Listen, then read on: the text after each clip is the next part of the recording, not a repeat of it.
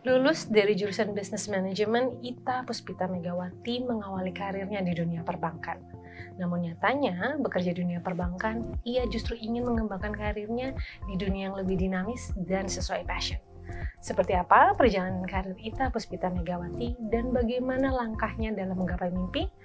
Saksikan selengkapnya di Lady Boss bersama para puan.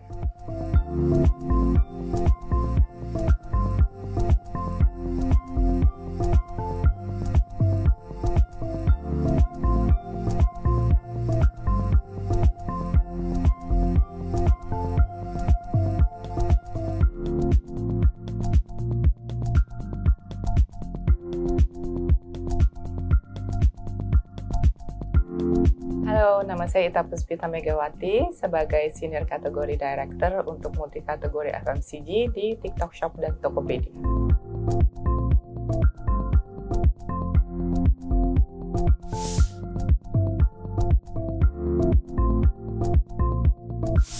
Oke, itu pertanyaan menarik ya, karena memang berawal dari pendidikan saya sendiri, karena saya menyelesaikan business management, karena kan business management itu berlaku untuk semua industri ya, bisa di perusahaan manapun.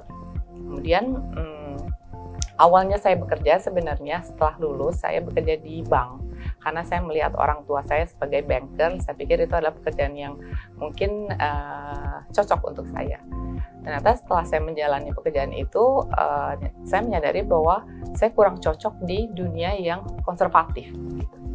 Lalu kebetulan ada kesempatan di mana saya mulai terjun ke dunia beauty itu ketika saya bekerja di salah satu merek kosmetik ternama.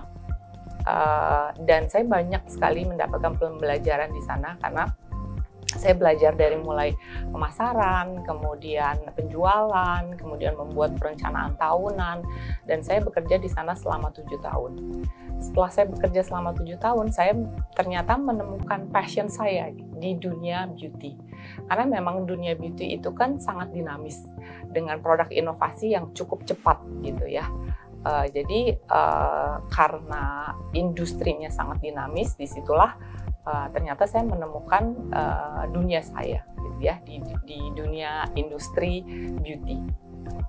Lalu kemudian saya mulai terjun ke dunia e-commerce juga, ketika saya dipercayai lagi untuk bekerja di satu retailer beauty yang memang cukup besar secara global gitu ya, dan saya dipercayai untuk membantu mengembangkan bisnis online-nya gitu ya.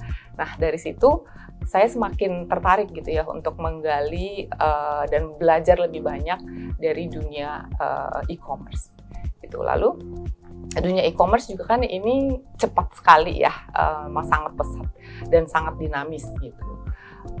Dan ini semua dipercepat ketika pandemi gitu ya, dan memang ternyata e-commerce itu merupakan destinasi belanja untuk wanita, terutama untuk kecantikan, perawatan tubuh, fashion, lalu juga kebutuhan pribadi gitu ya.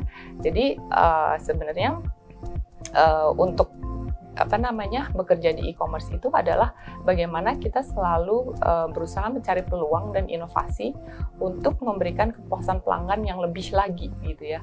Selain itu juga untuk mendapatkan pelanggan baru dan bagaimana kita bisa membuat pelanggan setia itu lebih berbelanja lebih sering.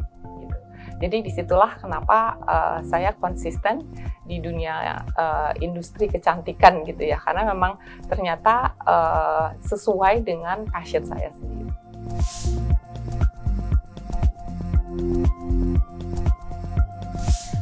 Banyak sekali ya untuk sebagai kategori director itu, selain kita mengembangkan dari sisi bisnis dan pertumbuhan kategorinya sendiri, kita banyak sekali bekerja sama dengan para seller atau pelaku bisnis, baik itu brand lokal maupun UMKM gitu ya.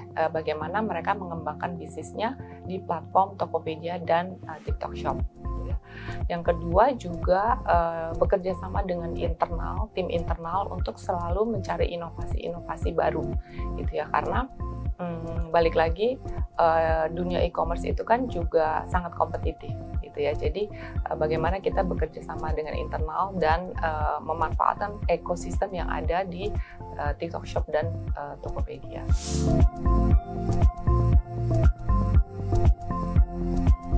Oke. Ini juga benar banget ya, karena memang again balik lagi dunia e-commerce itu memang sangat lintas generasi gitu ya, dan kebetulan tim saya cukup banyak gitu. Jadi sebenarnya adalah bagaimana kita bisa, terutama saya, gaya kepemimpinan saya itu yang satu adalah kolaboratif, lalu suportif, memberdayakan kemampuan tim, dan juga berorientasi pada hasil gitu. Jadi itu sangat penting karena masing-masing generasi juga kan punya caranya masing-masing. Ketika kita berorientasi kepada pemberdayaan tim, di mana kita memberikan banyak support untuk agar mereka bisa selalu berkembang dari pekerjaannya gitu. Dan itu memang dibutuhkan tenur kerja ya, maturity dan emotional intelligence sebenarnya ya, untuk bisa membina tim dari berbagai macam generasi. Nah sebenarnya di ByteDance sendiri kan kita ada nilai-nilai ya yang memang harus kita ikuti atau kita jalani sebagai ByteDancer kita bilang ya. Nah, nilai-nilai yang paling resonate dengan saya dan gaya kepemimpinan saya adalah always day one. Nah, always day one itu mungkin lihat di sini ya, always day one itu dimana kita selalu memposisikan diri kita sebagai pekerja di hari pertama gitu ya. Sebab kalau kita selalu memposisikan diri kita di hari pertama, pada saat itu dimana kita pasti akan punya ambisi yang tinggi, lalu energi yang tinggi, semangat yang tinggi untuk mencapai hasil yang memang sangat-sangat tinggi gitu ya. Lalu yang kedua juga yang sangat resonate adalah be courageous and aim for the highest. Jadi culture yang saya bangun di tim saya ini adalah kompetisi yang sehat gitu ya. Jadi bagaimana tim saling berkompetisi untuk mendapatkan dan memberikan hasil yang setinggi-tingginya untuk memberikan hasil bisnis yang baik.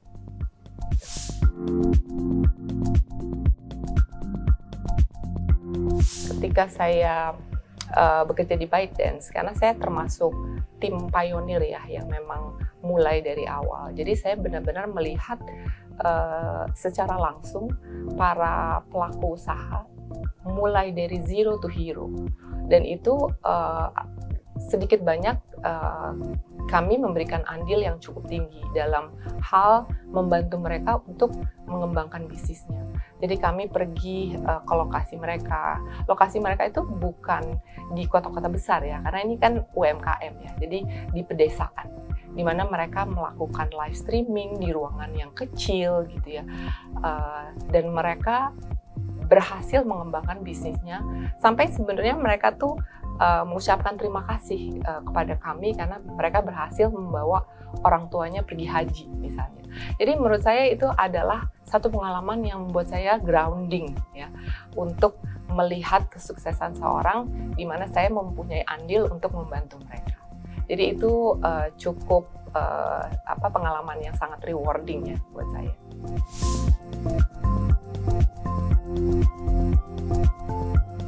Mentor sebenarnya sangat penting gitu ya, karena kan kita tetap membutuhkan support system gitu ya. Tapi sebenarnya mentor itu kan bisa datang dari berbagai pihak gitu ya. Bukan hanya dari atasan kita sendiri gitu ya. Saya punya beberapa mentor yang memang cukup punya banyak andil dari karir saya sendiri. Yang pertama, waktu saya mulai berkecimpung di dunia industri kecantikan ini ya, kebetulan mentor saya itu adalah regional head saya. Beliau adalah orang Singapura kebetulan waktu itu. Dan saya banyak sekali mendapatkan mentorship dari beliau, dan saya masih berhubungan cukup baik dengan beliau melalui sosial media. Nah, yang kedua juga sebenarnya mentor itu juga bisa datang dari keluarga atau teman gitu ya, atau saudara gitu ya, karena memang kita membutuhkan teman untuk saling berbicara. Dan menurut saya juga sebenarnya saya menganggap bahwa kita sendiri bisa menjadi mentor untuk kita sendiri, karena kita seperti saya ada di posisi sekarang karena saya juga melalui jatuh bangun, saya melalui kegagalan yang saya alami sendiri. Dari kegagalan itu sebenarnya saya juga banyak belajar bagaimana saya untuk selalu tetap positif dan berkomitmen untuk mencapai cita-cita saya.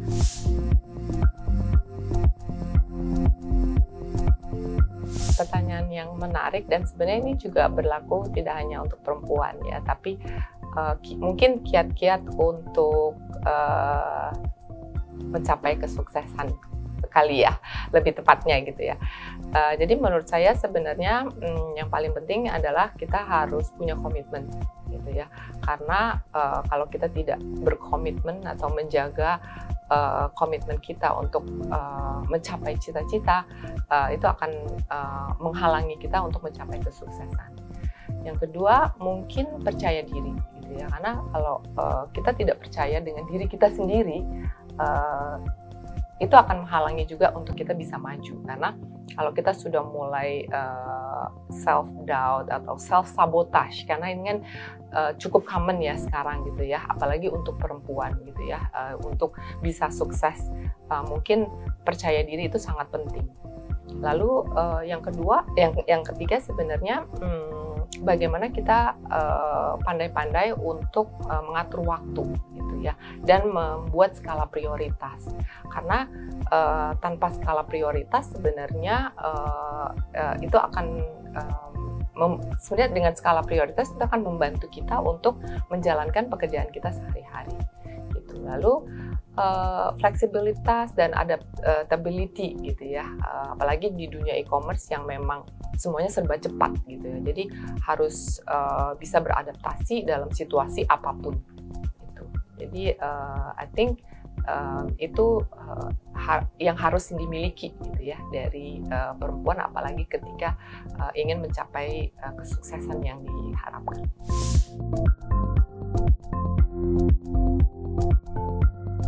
Kebetulan saya memang orang yang sangat suka bekerja gitu ya. Saya memang senang bekerja gitu ya. Tapi saya juga berkata pada diri saya sendiri, saya harus berhenti ketika saatnya berhenti. Karena kalau keterusan kadang kita burn out juga gitu ya. Jadi yang penting kita harus tahu pada saat kapan kita harus berhenti. Kemudian ketika kita berhenti bekerja atau memutuskan let's say oke, saya berhenti kerja jam 8 karena saya butuh makan malam dengan keluarga, bercengkrama dengan keluarga, mungkin juga ngobrol dengan teman, dinner gitu ya. I think sebenarnya itu harus dari kita sendiri, karena dengan tahu batasan-batasannya kita bisa terus menjaga energi dan produktivitas kita sendiri. Dan sebenarnya work-life balance itu kan tidak melulu harus, misalnya kita harus mengeluarkan duit untuk let's say pergi liburan gitu ya. Tapi sebenarnya work-life balance itu bagaimana kita mengatur, misalnya kayak jadwal saya sendiri sebenarnya malam sebelum tidur saya journaling. Karena buat saya journaling itu sangat penting untuk menilai diri saya sendiri, apa yang sudah saya kerjakan. Berterima kasih pada diri sendiri dengan apa yang sudah saya kerjakan, dan membuat rencana-rencana untuk keesokan hari.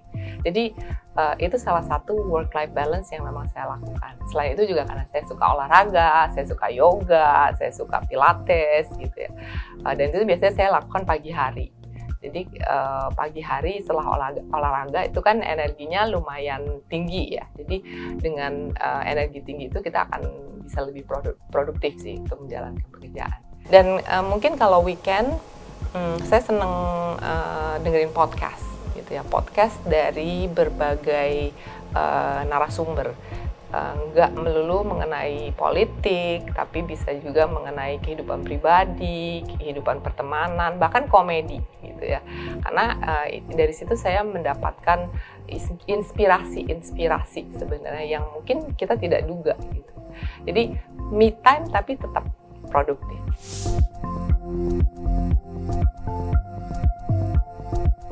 Support system saya cukup erat, terutama dari lingkungan terdekat gitu ya. Boleh dibilang keluarga adalah support system saya tertinggi. Kenapa saya memutuskan kembali ke Indonesia setelah 3 tahun lebih di Singapura? Karena saya merasa support system saya ada di negara saya, balik lagi. Jadi saya pikir support system yang paling penting adalah keluarga. Karena suka atau saya tidak suka, atau saya sedih, atau saya senang, itu semua akan balik lagi ke keluarga. Jadi support system memang sangat-sangat berpengaruh bagi karir saya sendiri.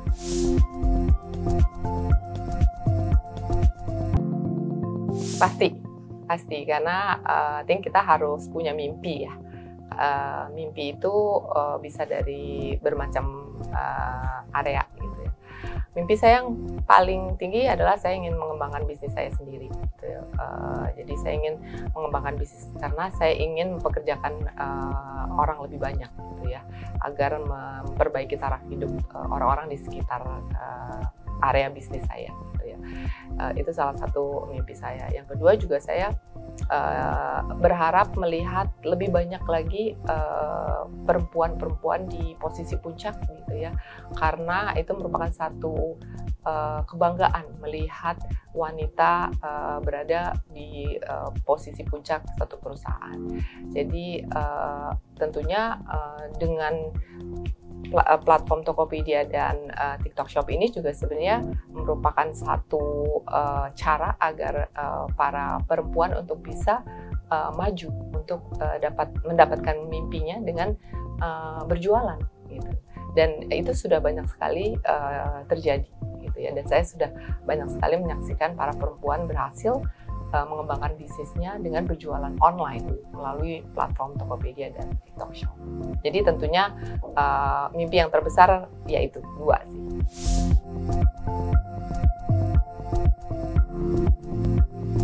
Oke, satu kata dari saya mungkin berani ya, atau courageous gitu.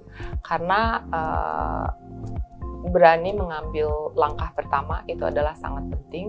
Mungkin belajar dari pengalaman saya ketika saya harus pindah negara, karena saya berani mengambil langkah pertama walaupun saya tidak tahu gitu ya apa yang akan terjadi ke depannya.